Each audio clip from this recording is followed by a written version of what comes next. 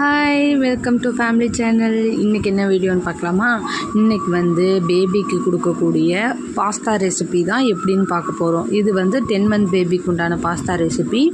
இது எப்படி செய்கிறதுன்னு வாங்க பார்க்கலாம். அதுக்கு ஃபஸ்ட்டு பேனில் எண்ணெய் ஊற்றி, எண்ணெய் காஞ்சதுக்கப்புறம் 2 பல் பூண்டு பொடியாக நறுக்கி போட்டுக்கணும். போட்டு அது நல்லா வணங்கினதுக்கப்புறம் ஒரு சின்ன வெங்காயம், ஒரு மீடியம் சைஸ் வெங்காயம் பொடி பொடியாக நறுக்கி அதையும் உள்ளே போட்டு நல்லா வணங்கினதுக்கப்புறம் ஒரு 3/4 தக்காளி இல்லை ஒரு அரை தக்காளிலேருந்து 3/4 தக்காளி நான் அரைச்சி பேஸ்ட் பண்ணி வச்சுருக்கேன்.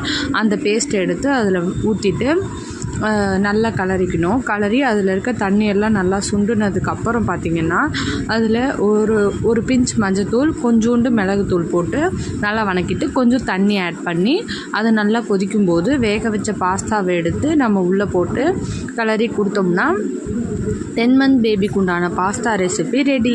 நீங்களும் ட்ரை பண்ணி பார்த்துட்டு எப்படி இருந்ததுன்னு சொல்லுங்கள்.